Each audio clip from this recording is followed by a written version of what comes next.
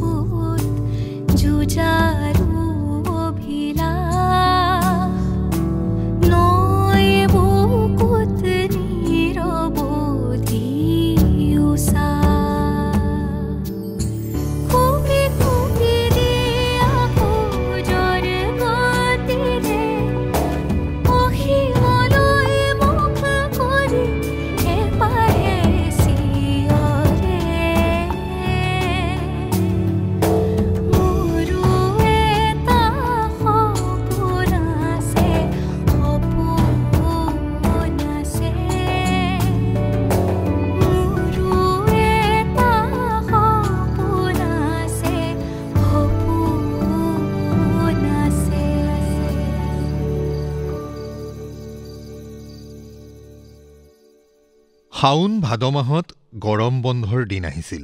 এই মাহটোত আমি স্কুললৈ যোৱাৰ পৰিৱৰ্তে পথাৰত গৰু চৰাবলৈ যাব লাগে। ইতিমধ্যে খেতিয়কে পথাৰত ৰুবলৈ আৰম্ভ কৰাৰ বাবে গৰুৰ চৰণীয়া পথাৰ সংকুচিত হৈ আহিছিল। এই দিনকেইটাত গৰুবোৰ মেলি দিব নোৱাৰি, কাৰণ মেলি দিলে আনৰ ৰোৱা মাটিত ৰোৱা খাবগৈ। সেয়েহে হাল খুলিয়েই আমি দুবাৰকৈ গৰু চৰাবলৈ গৈছিলোঁ। এবাৰ পুৱা 10ৰ পৰা 12 মান বজালৈকে, 12 বজাত আহি আমি জিৰণি লৈছিলোঁ। পিছবেলা ঠিক 3 মান বজাতে পুনৰ গৰু চৰাবলৈ গৈছিলোঁ। শাওন মাহৰ প্ৰখৰ ৰ'দক প্ৰতিহত কৰিবলৈ মূৰত এটা জাপি, নতুবা কান্ধত এটা ছাতি, এখন হাতত এডাল এছাৰি, অন্য হাতত এখন কিতাপ। এই দিনবোৰত বাহিৰা কিতাপ পঢ়াটো নিচা হৈ গৈছিল। আমাৰ কাষৰ বৰ্তাহঁতৰ ল'ৰা দুটা দীপ, মাকনে বিস্ময় তৃষ্ণাতুৰ জাতীয় কিতাপ যোগান ধৰিছিল। 9ম শ্ৰেণীত থকা বছৰটোৰ গৰমৰ বন্ধত এইদৰে গৰু চৰাবলৈ যাওঁতে সাহিত্যৰ কেইবাখনো মূল্যৱান কিতাপ যেনে ককা দেউতাৰ হাড়, নৈ বৈ যায় আদি পঢ়া মনত আছে। এই কিতাপবোৰ আনৰ ঘৰৰ পৰা খুজি আনিছিলোঁ। নিজে কিনি কিতাপ পঢ়াৰ মনত নাই, সামৰ্থ্যও নাছিল। ভাদ মাহ সোমাওঁতেই খেতি শেষ হয়। ইফালে গৰমৰ বন্ধও শেষ, আকৌ স্কুললৈ যাব লাগে। জীৱনৰ একেটাই চক্ৰ বছৰি বছৰি আহি থাকে। তেতিয়াৰে পৰা গ্ৰীষ্মকাল মোৰ একেবাৰে প্ৰিয় নাছিল।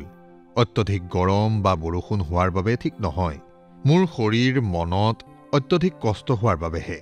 দিনত ইমান শ্ৰম কৰি ৰাতিলৈ স্কুলৰ পাঠ পঢ়িব লাগিছিল। ইফালে আহাৰ শাওনৰ কিছুদিন আমাৰ ঘৰত প্ৰায়ে খাবলৈ নুজুৰিছিল। পেটত ভোকৰ জুইলৈ খাবলৈ পোৱাৰ চিন্তাই দেহ মনক হতাশ কৰি তুলিছিল। আজিকালি মই গ্ৰীষ্মকালত যেতিয়া শীততাপ নিয়ন্ত্ৰিত অত্যাধুনিক পৰীক্ষাগাৰত সোমাই বিজ্ঞানৰ পৰীক্ষা নিৰীক্ষা কৰি থাকোঁ, তেতিয়া মোৰ প্ৰায়ে শৈশৱৰ দিনবোৰলৈ মনত পৰে সেইসকললৈ যিসকলে এতিয়াও মোৰ শৈশৱৰ দৰেই পথাৰত গৈ ৰ'দ বৰষুণ নেওচি মাত্ৰ দুবেলা দুমুঠি ভাতৰ বাবেই শ্ৰম কৰিবলগীয়া হৈছে। এই পৃথিৱীত তেওঁলোকৰ সংখ্যা কোটিৰ ঘৰত।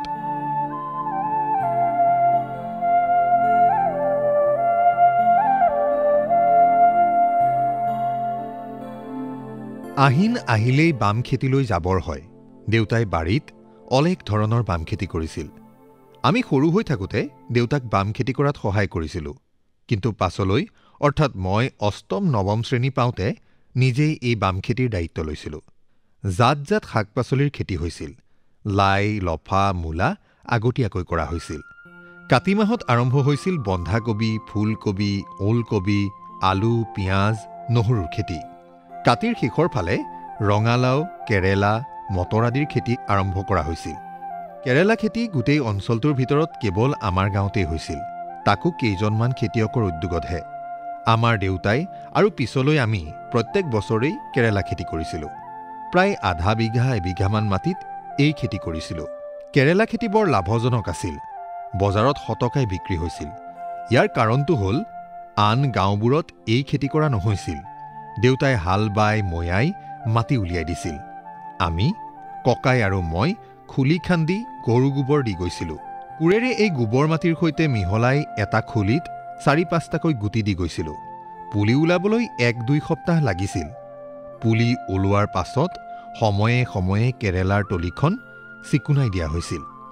এইদৰে ২-৩ বাৰ চিকুণোৱাৰ পাছত পুহ-মাঘ মাহত কেৰেলাৰ তলিত ধানখেৰ পাৰি দিয়া হৈছিল, যাতে তাত বনৰীয়া বন গজিব নোৱাৰে। তাৰ পাছত ফাগুনত কেৰেলা লাগিবলৈ আৰম্ভ কৰিছিল আৰু আমি বহাগ পৰ্যন্ত বজাৰত কেৰেলা বিক্ৰী কৰিছিলোঁ। উল্লেখযোগ্য, আমাৰ ঘৰত কেৰেলাৰ খেতি ককা অকন্তিৰ দিনৰ পৰাই চলি আহিছে আৰু এই খেতিৰ উত্তৰাধিকাৰী কণ আৰু মুনে এতিয়াও কৰি আহিছে। হয়তো ভৱিষ্যতেও আমাৰ পৰিয়ালত কেৰেলা খেতি চলি থাকিব, কোনে জানে। কেৱল খেতি কৰিলেই নহ'ব, উৎপাদিত সামগ্ৰী বিক্ৰীও কৰিব লাগিব। বিক্ৰী কৰাৰ পাল পৰিছিল মোৰ আৰু ককাইৰ ওপৰত। পাছলৈ আমি ঘৰৰ পৰা আঁতৰি অহাত কণ মুনে এই দায়িত্ব লৈছিল। বিক্ৰী কৰিবলৈ বজাৰ আছিল মাত্ৰ ৩খন। দেওবাৰে টঙনাৰ বজাৰ, মঙলবাৰে কৈলাশপুৰ আৰু শনিবাৰে মহাদেৱপুৰত। মঙলবাৰত স্কুল থকাৰ বাবে আমি এই বাৰটোত সাধাৰণতে বজাৰ এৰাই চলিছিলোঁ। দেওবাৰৰ দিনটো আছিল আমাৰ বাবে নিৰ্দিষ্ট দিন। এই দিনটোত আমি কেতিয়াও বজাৰ ক্ষতি নকৰিছিলোঁ। বজাৰত শাক-পাচলি বিক্ৰী কৰি পোৱা সামান্য ধনেৰে ঘৰৰ তেল নিমখ আনিছিলোঁ। কেতিয়াবা খাবলৈ নোজোৰা দিনকেইটাত চাউল এটাও কিনি আনিব লগা হৈছিল। এই বজাৰবোৰত হোৱা ৰোমাঞ্চকৰ অথবা হতাশাজড়িত অভিজ্ঞতাৰ টুকুৰা কিছুমান শুনাবলৈ বিচাৰিছোঁ। দৃশ্য ১। পুৱাই শুই উঠি টঙনাৰ দেওবৰীয়া বজাৰলৈ যাবলৈ ওলালোঁ। শাক-পাচলিবোৰ আগদিনা গধূলিয়েই ছিঙি থৈ দিয়া আছিল। বন্ধাকবি আধা বস্তা, কেৰেলা আধা বস্তা, বেঙেনা কেইকেজিমান। পুৰণি ৰয়েল চাইকেল এখনত পাচলিবোৰ ভাৰ কৰি চাইকেল ঠেলি টঙনা পালোগৈ। লগত চিৰন্তন লগৰীয়া ককাইদেউ। টঙনা বজাৰৰ উত্তৰ-পূব দিশত আমাৰ বেহামেলাৰ নিৰ্দিষ্ট স্থান। আমি বজাৰৰ একমাত্ৰ বাঁহৰ হোটেলখনৰ সন্মুখতে থৈলা পাৰি বহিলোঁ। পাচলিবোৰ ভাগ ভাগ কৰিলোঁ। বজাৰত পাচলি বিক্ৰী কৰাৰ আৰম্ভ হ'ল। দপথাৰ গাঁৱৰ মানুহবোৰ বজাৰলৈ আহি আমাৰ বাবে ৰৈ আছিল। দপথাৰৰ গাঁৱত বাম খেতি নহয়, সেয়ে আমাৰ গাঁৱৰ শাক-পাচলিলৈ তেওঁলোক ৰৈ থাকে। আমি শাকৰ বজাৰখন মেলাৰ লগে লগে তেওঁলোক উবুৰি খাই পৰিলহি। অ ভাইটি, আজি দেখোন বহুত বস্তু আনিছে বজাৰলৈ। কবিৰ দাম কেনেকুৱা? 1 টকা কিলো। কেৰেলা? 2 টকা। আৰু মূলা? 8 অনা।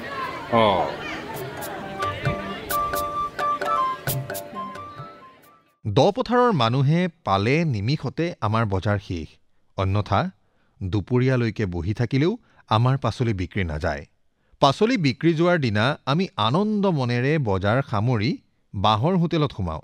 2 প্লেট মটৰ ঘুগুনি অথবা 2খন ৰুটি খাই তৃপ্তিত মন আহ্লাদিত কৰোঁ। তাৰ পাছত সপ্তাহটোৰ কাৰণে ঘৰুৱা বজাৰ কৰোঁ।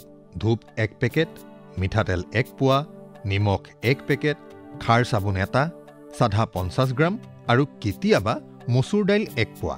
তাৰ পাছত কেতিয়াবা আমাৰ স্কুলৰ সামগ্ৰী, কাগজ 1 ডিষ্টা, ফাউণ্টেইন পেন এটা, চিয়াঁহী দোৱাত, কাঠ পেঞ্চিল, ৰবৰ। বেলি লহিয়াবলৈ হোৱাৰ পৰত আনন্দ অথবা বিষাদ মনেৰে ঘৰলৈ উভতো। এইবাৰ চাইকেল ঠেলি ঠেলি যাব নালাগে। ককাইদেৱে চলাই মই উঠোঁ।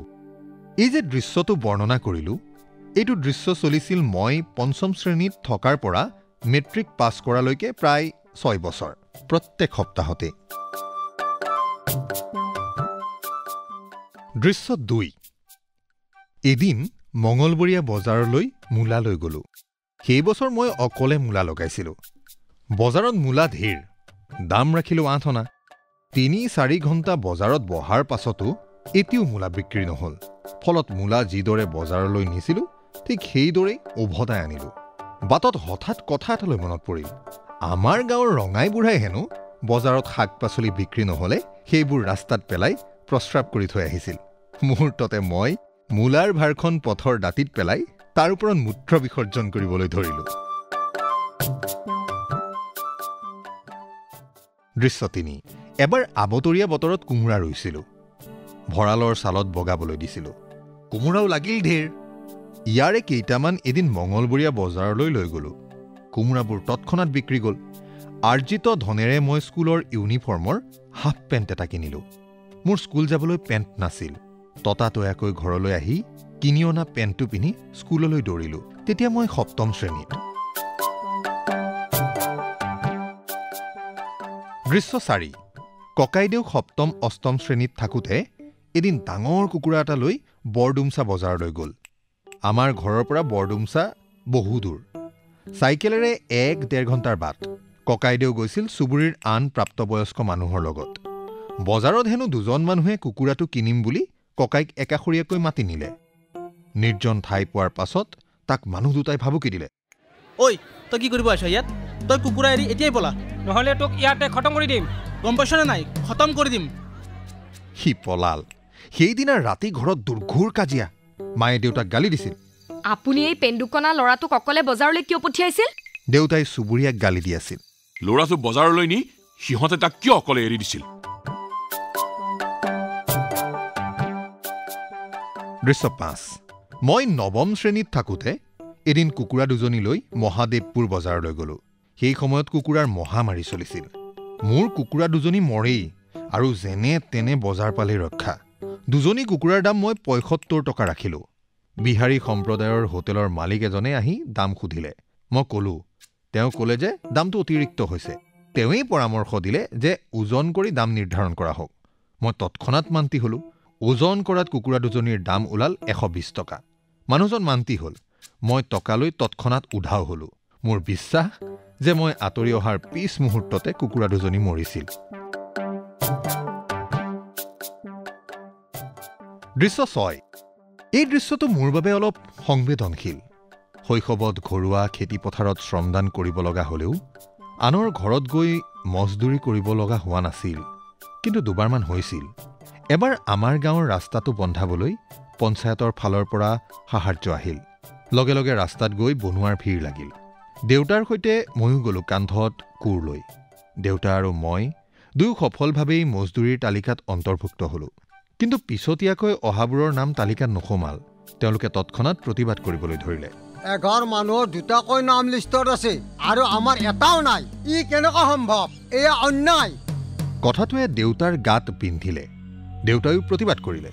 যি আগেয়ে আহে সিয়ে কাম পাব। শুই থকা শিয়ালক এতিয়া হাঁহ খাবলৈ লাগে বুলিলেই হ'ব নেকি? সেইদিনা দেউতাই মোৰ নামটো মজদুৰৰ তালিকাখনত ৰাখিবলৈ বহু চেষ্টা কৰিও বিফল হৈছিল। দেউতাৰ সেমেনা সেমেনি ব্যৰ্থ চকু দুটা মোৰ স্মৃতিত এতিয়াও জল জল পটপটকৈ জিলিকি উঠে।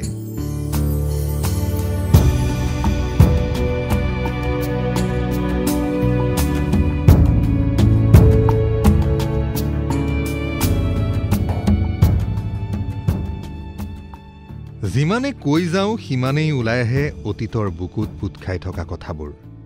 শৈশৱৰ আৰু বহু ঘটনাই মনত জুমুৰি দি থাকিলেও সেইবোৰ ইয়াত যুগুত নহয় যেন পাওঁ। সেয়েহে জীৱনৰ সোঁতত অলপ মোৰ কৈশোৰ উত্তীৰ্ণ কালৰ কথাকে ক'বলৈ লৈছোঁ। মই 10ম শ্ৰেণী পালোগৈ। মেট্ৰিক দিবৰ হ'ল। পৰিয়ালৰ সেই মুহূৰ্তটো আহিল যি মুহূৰ্তৰ ফলাফল কেৱল ব্যৰ্থতা। প্ৰথম মাজু পেহীয়ে মেট্ৰিক দিছিল। দ্বিতীয়তে সৰু পেহী, তাৰ পাছত বাইদেউ আৰু মোৰ আগৰ বছৰ ককাইদেৱে। পৰিয়ালত মোৰ আটাইবোৰ অগ্ৰজই ইতিমধ্যে এই পৰীক্ষাত বিফল হৈছে। মাজু পেহী আৰু সৰু পেহীয়ে কেইবাৰকৈ এই পৰীক্ষা দিছিল নাজানো। কিন্তু বাইদেৱে একেৰাহে 4 বছৰ পৰীক্ষা দিও উত্তীৰ্ণ হ'ব পৰা নাছিল। সৰু পেহীয়ে এবাৰ পৰীক্ষাত উত্তীৰ্ণ হোৱা বুলি মিছাকৈয়ে ঘোষণা কৰিছিল।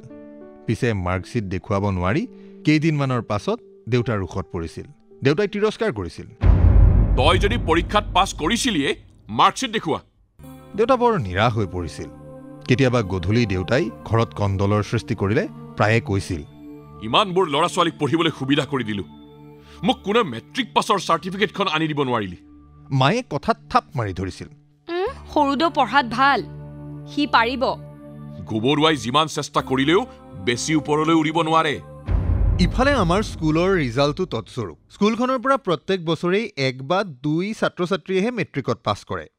পৰীক্ষা দিয়ে 30-40 জনে, উত্তীৰ্ণ হয় 1 বা 2 গৰাকী। মই পৰীক্ষা দিয়াৰ আগৰ বছৰ কোনো ছাত্ৰ ছাত্ৰীয়ে পৰীক্ষাত পাছ কৰা নাছিল, অৰ্থাৎ ফলাফল 0। তদুপৰি স্কুলখনৰ 18 বছৰীয়া ইতিহাসত মই পৰীক্ষা দিয়াৰ আগলৈকে কোনেও প্ৰথম বিভাগত পৰীক্ষা পাছ কৰা নাছিল। দ্বিতীয় বিভাগ পাইছিল 2-এজনে। অৰ্থাৎ আমাৰ ঘৰ আৰু স্কুলৰ বুৰঞ্জী চালে অনুমান কৰিব পাৰি যে মই পৰীক্ষাত ফেইল কৰাৰ অৱকাশ বহুত। কিন্তু স্বস্তিৰ কথা আছিল যে মই আমাৰ শ্ৰেণীত সদায় প্ৰথম হৈ উত্তীৰ্ণ হৈছিলোঁ। তাকো মোৰ আৰু দ্বিতীয় হোৱা ছাত্ৰ ছাত্ৰীৰ মাজত বিস্তৰ নম্বৰৰ পাৰ্থক্য আছিল। সেই হিচাপে প্ৰত্যেকেই ধৰি লৈছিল যে মই পৰীক্ষাত পাছ কৰাটো ধুৰুপ। কোনোৱে কৈছিল ৰুবুলে ফাৰ্ষ্ট ডিভিজন পাব। আনবোৰে হাঁহিছিল বিদ্ৰুপৰ হাঁহি। কৈছিল ফাৰ্ষ্ট ডিভিজন কৈলাশপুৰৰ পৰা ফাৰ্ষ্ট ডিভিজন পোৱাটো অলিম্পিকত ভাৰতে সোণৰ পদক পোৱাৰ দৰে। কথাটো সঁচা। কৈলাশপুৰে আছিল আমাৰ দেশ, আমাৰ মাতৃভূমি। আমি বাস কৰিছিলোঁ ঠেক পৰিবৃত্তৰ মাজত।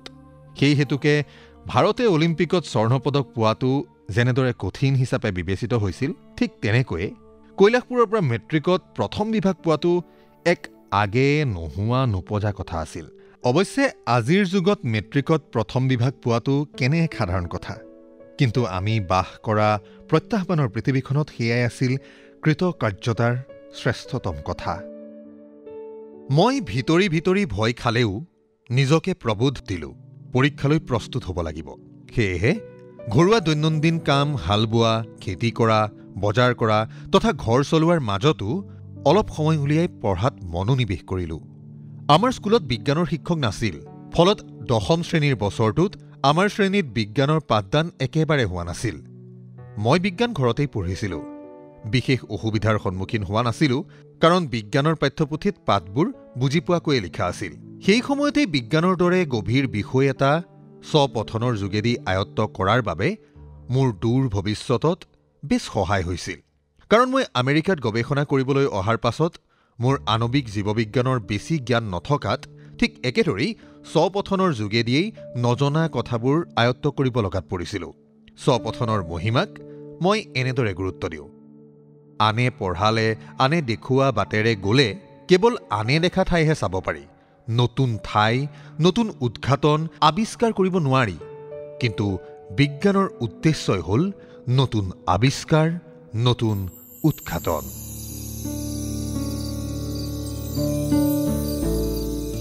কথাশিল্প অনুষ্ঠানটিত শ্ৰোতাসকলে ডক্টৰ ৰুবুল মাউতৰ মোৰো এটা সপোন আছে গ্ৰন্থখনিৰ ধাৰাবাহিক পাঠৰ 6ষ্ঠ খণ্ডটি শুনিলে। পাঠ আগবঢ়ালে ঝুনা কংকন ভূঞাই। বিভিন্ন চৰিত্ৰত অভিনয় কৰিলে দেউতা ইন্দ্ৰজিৎ দাস, মা ৰুজি মুদৈ, শিশু ৰুবুল মাউতৰ চৰিত্ৰত ধীৰ কাশ্যপ, বজাৰলৈ অহা ব্যক্তি ৰূপক গগৈ, পংকজ মালী, নিখিল শৰ্মা, গাঁৱৰ লোক সূৰ্যকান্ত বৰ্মন আৰু ৰিজাল্ট ল'বলৈ অহা গাঁৱৰ যুৱক জাহ্নৱপ্ৰাণ কাশ্যপ আৰু মৃগাংক কৃষ্ণত্ৰেয়। শীৰ্ষগীতৰ কথা ইউৰেকা কাকতিৰ, সুৰ বৰষা বৰাৰ, কণ্ঠ সুকন্যা কাশ্যপ মহন্তৰ, সংগীত মনদীপ আৰু মনমিত মহন্তৰ, প্ৰযোজনা ইন্দ্ৰজিৎ দাসৰ। মোৰো এটা সপোন আছে গ্ৰন্থখনিৰ ধাৰাবাহিক পাঠৰ পৰৱৰ্তী খণ্ডটি শুনিবলৈ পাব অহা সপ্তাহৰ এই একেটা বাৰৰ এই একেই সময়তে।